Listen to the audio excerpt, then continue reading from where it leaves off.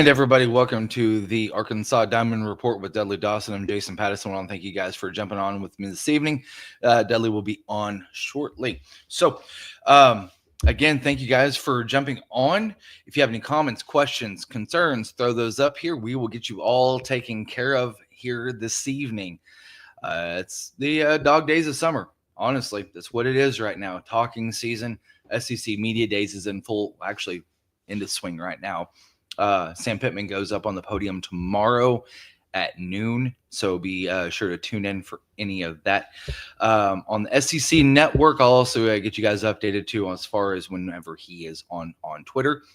And if you guys want, we can also do a little bit of a reaction after he is off the podium tomorrow afternoon, and to get you guys kind of caught up. And if you have any questions, thoughts, we'll throw those up there too as well. And so let's talk a little bit about how everything kind of went down last night with the All-Star game.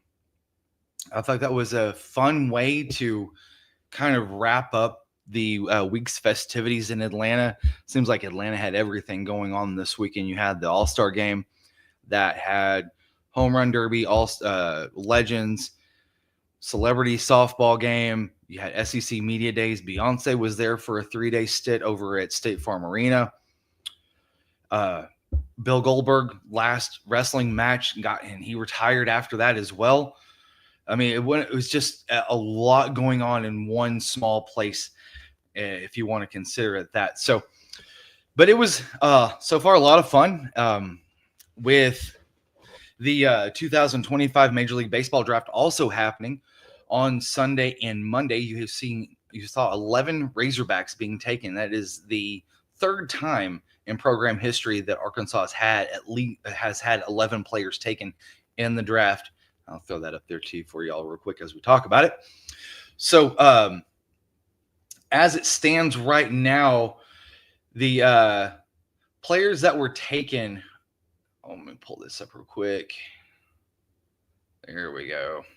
Got this up there. I saw Gage Wood going out 26th overall to the Phillies, and then Vahiva 31st to Baltimore, which I think that's kind of fun. You get to see maybe him and Heston Kjerstad playing a little bit together. Then you saw Root and Davalon go back-to-back to the Los Angeles Dodgers. You wouldn't think that they would maybe know that there's something up as far as Razorback talent goes. And it's so cool because I got to talk to Chuck before the season started back in February.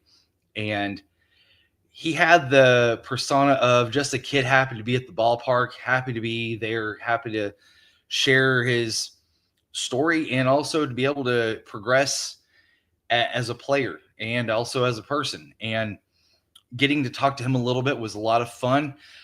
And Zach Root going also to the Dodgers. That's going to be a lot of fun to watch because he kind of has that Clayton Kershaw mentality where a lot of his off-speed stuff is something that he is going to get you out with. He does have a low mid-90s fastball. Kershaw, I mean, in his heyday, he was mid-90s.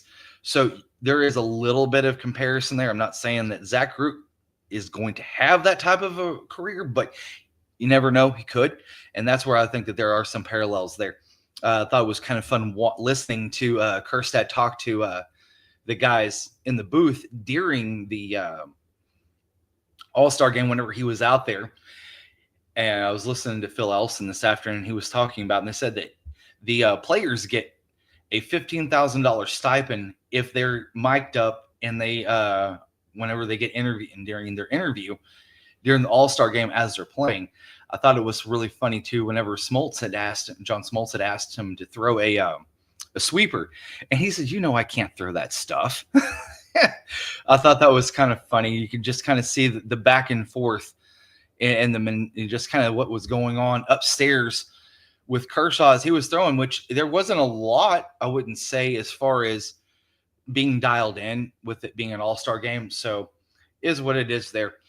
So let's move along here a little bit. Now you've got Christian Fauch. He went 148th overall to the Red Sox. And then Aiden Jimenez went to your Kansas City Royals. So there is a possibility that You may see Jimenez here as a natural here before too long. I mean, their season does end the 1st of September, but I think that he will probably go from low A to high A pretty quickly, as long as his control stays where it was at. And maybe even Gage Wood might get a cup of coffee in September if the Phillies are able to make a decent run. He may be on that 53-man roster in September, just to give him a look to see how, what he might be able to do. Landon Beetlecheese went to the Braves at 187th overall. Brent Iredale, 203 to Pittsburgh. And then Ben Bybee to San Francisco, 236. Justin Thomas to the Astros, 336 overall. And then your last but not least, Parker Coyle. He went to, let's see, hold on here. Parker Coyle, 485 overall to Milwaukee. And I did not see Dylan Carter on there. That's really weird. He also went. So,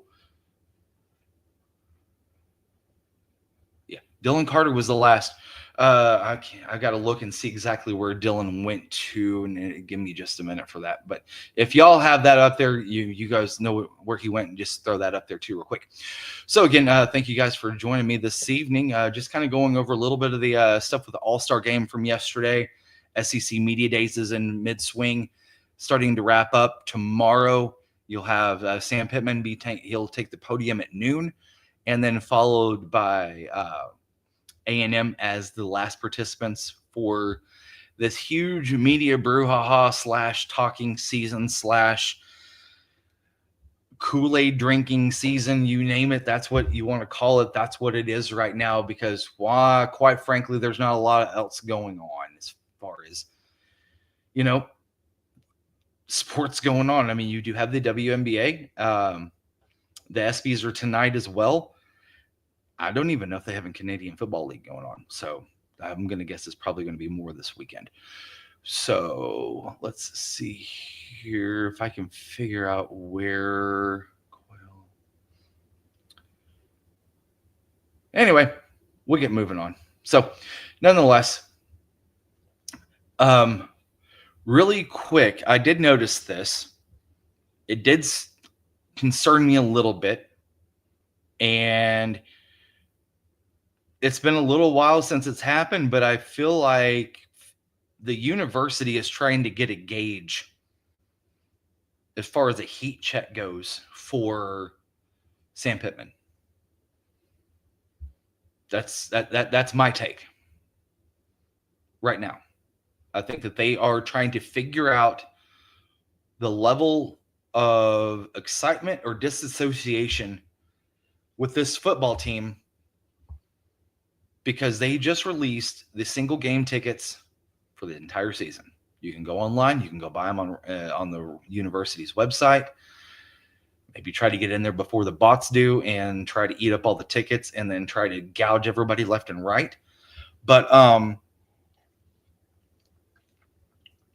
have to say that was kind of a tell, releasing those. And then the day before Sam Pittman comes onto the podium, day before he comes on, makes his case where the state of the Razorbacks are at, takes any questions, and he knows he's not going to get eviscerated, but he may get some tough questions, and there's going to be people out there that are going to ask him tomorrow. I think so. Some of the questions have been kind of off the mark a little bit, which was been kind of weird. Brenton Venables today was asked when he was up there for OU's time if having John Mateer as quarterback, they would think about running the triple option like they saw against Navy because of how many rushing touchdowns he had. And I thought, where the hell that come from? Why would you ask that? I mean, of all the questions. Anyway, so there's no telling what could happen tomorrow as far as what Sam's going to be asked.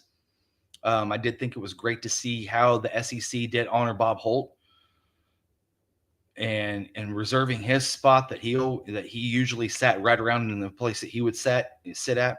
And a lot of the coaches have taken at least a moment to recognize Bob and that have been around for a little while. And it was really nice to see that. And they do have a special spot that is set for Bob. And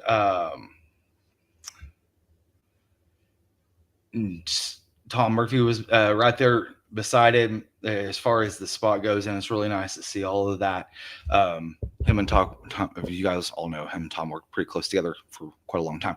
Anyway, so rambling here for just a second. So tomorrow, what I expect to hear from Sam Pittman is not a lot of Kool-Aid drinking, but a little bit of a brouhaha, rah, let's fire up the troops type stuff. There's going to be a marked less number of people that are willing to drink the Kool-Aid this preseason going into summer camp. I'm not calling it fall camp because it's hotter than hell out there. I was looking at the temperature and the next 10 days, and it's not supposed to be below 94. So as far as a high goes. So this is not, I always call it fall or summer camp, not fall camp. But anyway, so whenever you have a guy like Sam Pittman going up there, he's going to be the rah-rah. He's going to try to fire up the fan base. He knows that a lot of people are not going to drink the Kool-Aid. It's more of getting a message of we're just going to keep improving. You've got Ball, Xavian Sorey, and Taylen Green that are going to be accompanying Sam to Atlanta. They're going to be flying out tomorrow morning and doing all of that and then getting there.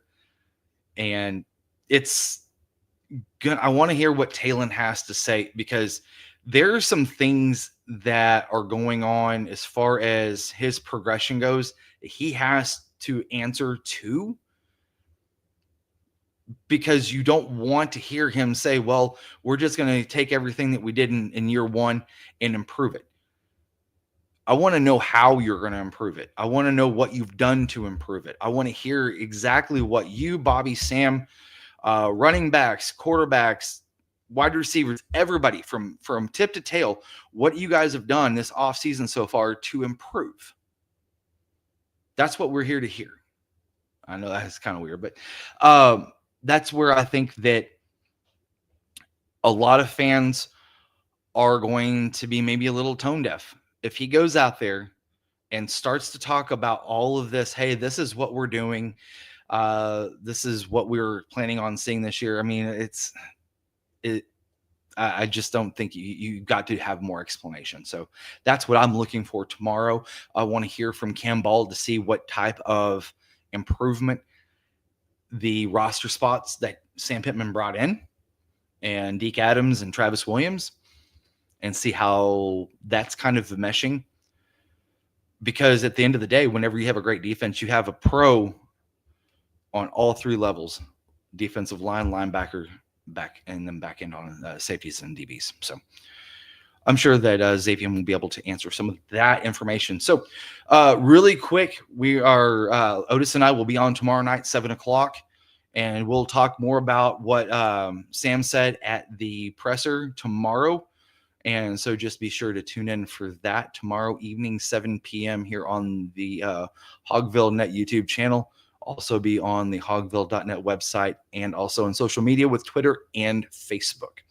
So everybody, if you guys have any comments, questions, thoughts, concerns, throw those up there. Good, bad, or ugly, we're going to throw them up there because, again, this is talking season. And I wasn't sure if Dudley was going to be able to. I thought he was going to, but I haven't heard from him. But if we get him to jump in here, that'd be great too. So really quick, just kind of going back for just a second, I'm going to bring this graphic up for you all. I thought it was great that what the University of Arkansas put up there. Those are the first four Razorbacks that were taken in the MLB draft. You've got Gage Wood going 16th overall to the Philadelphia Phillies. And then Vahiva Aloy at 31 to Baltimore. I know that Dudley might be pretty happy about the fact that Vahiva is going to the Orioles because his favorite player, Arkansas's very own Brooks Robinson, went played third base there for the Orioles. That's who he named his son after. Heston Kjerstad also plays in the farm system there too. So might be fun to watch that. And then also you've got Charles Davalon and Zach Root going 40 and 41 to the Los Angeles Dodgers to round out the top 4 players, or I should say the 4 players drafted in the first round by Major League Baseball from the University of Arkansas.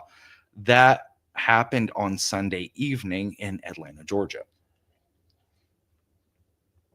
And with the whistle there for just a second. So last night, the ratings were down in the All-Star game by 3.5%.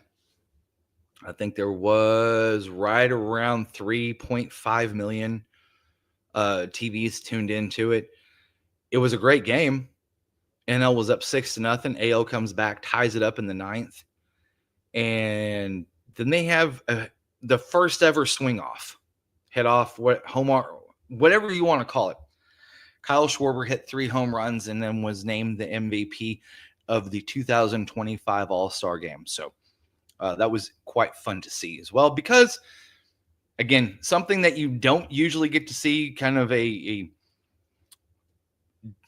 sudden death soccer type something or other. But I mean, don't get me wrong, everybody loves the long ball. They thought that they would be able to capitalize on that. I think personally this is a great model. I think this is really fun. I would almost implore Major League Baseball to bring this into a regular season format, just for the simple fact that you're going to have this game wrap up within a 3.5 hour period anyway, which is what they're trying to do. They brought the pitch clock in to shorten things up. And I know that they've done things with extra innings and bringing folks in and putting a runner on second and all that stuff, kind of like what they were doing with minor league baseball. I think what's going to happen is in the next year or two, if they get a lot of traction with this, that they may start this in low A, high A, or instructional baseball, where you have this very thing happen and see just kind of how fans start to respond. No, they're trying to shorten the game anyway. So I get it, where you're trying to put a runner on second and more of a humanistic approach to keeping the game somewhat a classic type of run. But the thing is that baseball purists love it, but casual fans are not going to tune in. They are just not going to tune in. Now, if you have a sudden death type thing where you have each team has five swings to go up there to hit as many home runs as you can, yeah, you're going to have a lot of people that are going to be really interested in it, because the finality is so definitive. You can see a start and you can see a finish. And I think that that's where baseball can really capitalize on this. And so, again, it might piss off a lot of the purists, but that's fine, because at the end of the day, the purists are going away. A lot of the casualized, I should say, not the purists, but a lot of the casualized are starting to go away. And you want to capture some of those eyes, and you're wanting to start to bring some of those eyes back to baseball. Because right between now and the end of August, this is baseball's bread and butter. They're the only game in town. No, don't get me wrong. Yeah, you've got NFL preseason that starts pretty soon. I do believe in 14 days, actually, with the Hall of Fame game. Hold on, folks. Let me double check on that one. I think it's the 27th, actually, the 27th of July of the Hall of Fame game. I'll double up on that one. Anyway, so still, regardless of preseason, you still have the only the whole entire professional corner or market cornered, where you're the only game in town for the next 6 weeks. Now, if you're averaging 2 or 3 games a night that are going into home run contests at the very end of the game, hell yeah, that's going to be a lot of fun. You're going to have a lot of live look-ins. And so I think that could be a model that they could definitely propel themselves on. I do have to say, too, that the tribute that they did to Henry Aaron last night was incredible, showing the whole screen on the field and capturing his 715th home run passing Babe Ruth and going by pitch. If you have not watched it yet, please go and see it. They did an incredible job with that. And the fact that they shot the firework from home plate in the exact way that his 715th home run went, and it was so cool. I have to say, I kind of geeked out on that for just a few. So quick, if you guys have any questions, thoughts, concerns, comments, throw those up there. Tomorrow, Sam Pittman will be going on the podium at noon tomorrow at SEC Media Days in Atlanta, Georgia at the College Football Hall of Fame. Again, I think that it's going to be him going up there trying to rally troops, trying to get a lot of folks getting interested in Razorback football again. Oh, got a comment. Hold on just a second here. Michael Kevsky, what's up, guys? Right now, what LSU is doing as opposed to Arkansas is why it's so difficult to get over the hump. LSU makes it look so easy. Come on, DVH. Hey, listen, when it comes to Jay Johnson recruiting, there's two things that you can guarantee that he is looking for constantly. A power bat from the left and a power arm on the mound. Doesn't matter if it's right or left. I mean, we've seen it with Kate Anderson from the right this year, Paul Skeens a couple years ago. He's looking for those guys. He was going to continue. I mean, that's what he does. So, yeah, DVH does have his work cut out, but I think he's done pretty decent against LSU whenever you're going up against them as far as recruiting goes. But thank you, Michael, for that. And if you got anything else, throw those out there. Questions, comments, concerns. We'll go over that and bring those up on screen too as well. So really quick, I do want to put this out there. And it's been a very fun run with Hogville. I have had the pleasure of working with Lanny Beavers, Otis, Dudley, Drake, Jerry Meadows, I'm telling John James, telling you guys, it's been a lot of fun. But as of the 31st, I will be stepping into a different role and helping with my daughter's band.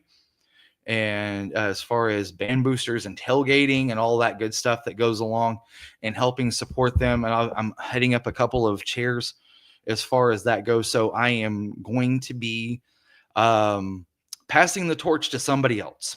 And it's been a lot of fun running the YouTube channel and also running the Twitter account, helping Dudley where I can, helping Otis where I can, going to football games, baseball games, softball games. It's been a real pleasure. Been here since April of 23. And my last day here will be on the 31st of July.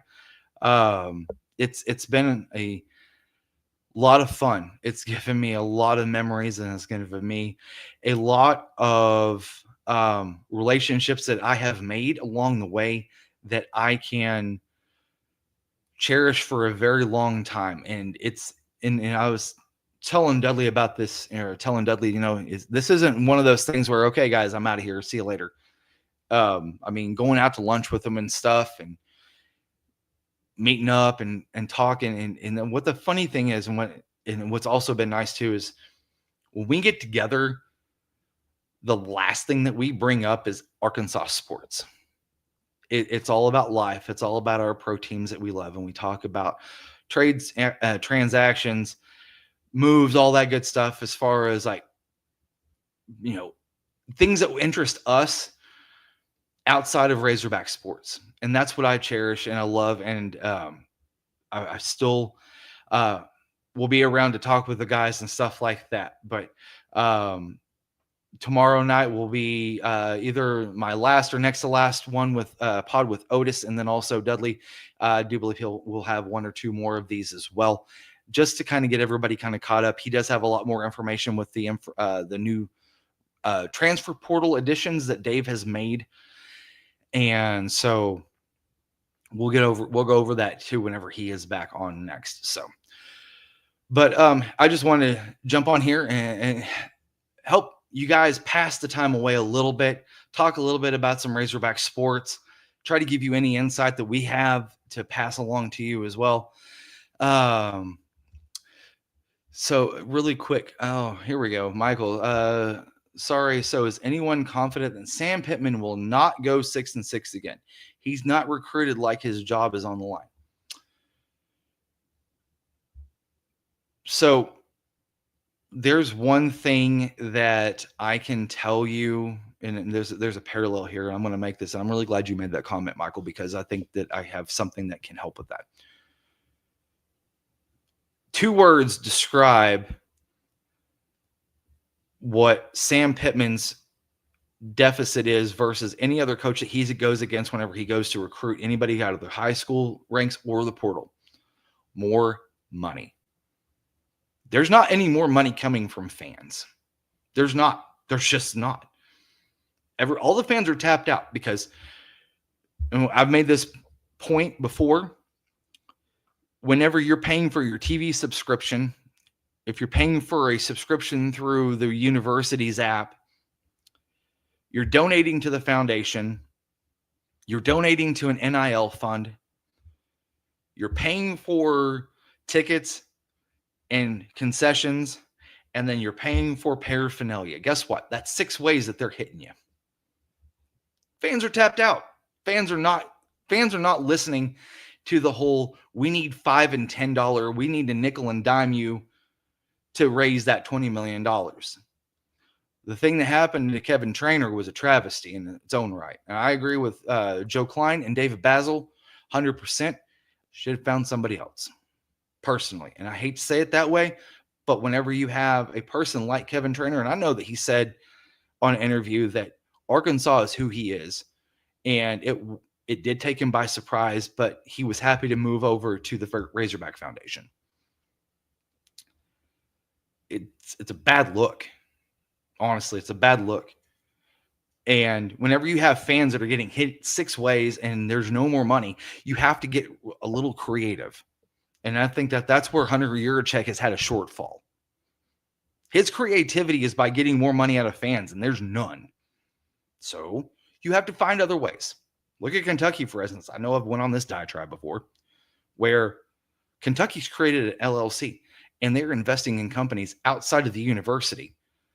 And that's a new revenue stream for them. And you can do that. And everybody's got there's a lot of schools that have a wait and see approach, but if they're out there and they're able to invest in a company and then get a nice rate of return, and they don't have to ask fans for $50, they're going to do it. And I really hope that if Hunter Yurachek is not willing to do something in that arena or in that lane, they go find somebody who can. That's what end of story, because fans are not going to be paying any more as far as jacking up more ticket sales or having third-party bots charging you double for the tickets that the university sold, only making sure that they hit their number. I really think that the university should try to really do a good job in limiting more bots from getting tickets like that and going into third-party markets. But when it comes to more money, I'm circling back here for y'all real quick. But when it comes to money, fans are tapped out, and they have got to come up with another way. And if they can't come up with another way, they need to find somebody who can. So that way, if Hunter's gone, I can guarantee you that the next AD is going to take a real hard, long look at Sam Pittman if he is still here. If he is still here. Michael Kepsky, really quick. Texas Tech, 28 mil. Texas, 30 mil. Arkansas, probably 5. Arkansas is more like about 15. Just be frank with you. 10 to 15. And so when it comes to more money, like for instance, Steve Sarkisian yesterday was so friggin' tone deaf because he's getting dogpiled on in the media right now because he's saying that we have to have more money. We can't just go spend all of our money on a few players, or how the way that he was saying it had some really bad optics because they just signed that morning the top rated player in Georgia at a high school with a nice little package for NIL. And so it really came across tone deaf. I did find it really funny that they did start to play the A&M song when he was starting to walk out there, then had to change the music really quick. So if you think that Arkansas is the only team or school that's getting dogged on, don't worry about that. The SEC, I feel like, is trying to do their fair share of dogging on some others. Really quick, Kepski again, does Sam Pittman still have the faith of the fan base? I say hell no. You can't lose to Ole Miss by 30. You can't lose to Mizzou by 6. To lose Mizzou 6 years in a row, and not to mention losing over and over to A&M. And Sam Pittman 7-17 in one possession games. I did see that as well. So I will say that Eli Drinkowitz wasn't too far behind him in that little blurb that was put out there on social media. So, but nonetheless, we'll have to see what happens tomorrow. I don't know if we'll see just some random rah. Here it is. If they don't want me here anymore, then they can have my job and go find someone else type thing. I don't think you're going to hear that tomorrow. I think tomorrow is going to be rally the troops a little bit, and I think it's going to come across a little, I wouldn't say tone deaf, but I think folks are tired of hearing about how great they're going to be. Don't get me wrong. Now, the offensive line will be improved. I will tell you that much. What I have seen over the last 2 years versus what I've seen in spring ball, there is some vast improvement there. I think that if you get 2 solid backs, and I'm going to tell you what, that kid from New Mexico is a gamer. Y'all going to like that guy. Mr. Washington, yeah. Mike Washington, woo-hoo. He's going to be good. He's going to be a real good 1-2 with Braylon Russell in the back. And you got to remember they got Rodden Hill and AJ Green back there too. So, but yeah, that's kind of where we're going with that. Tomorrow, we'll have to see what Sam has to say. Like I said, we'll do a quick YouTube right after that for a quick reaction, see how everybody feels about that. And we'll see you guys tomorrow. I'll be on it in 12:30. I'm sorry, 1 o'clock or 1:15. 1:15 I'll be on tomorrow. And then after Sam gets done with all of his stuff, we'll do a quick reaction with that. And then again, Otis and I will be on tomorrow evening at 7 p.m. So, well, y'all take care. We'll talk tomorrow. Go Hogs.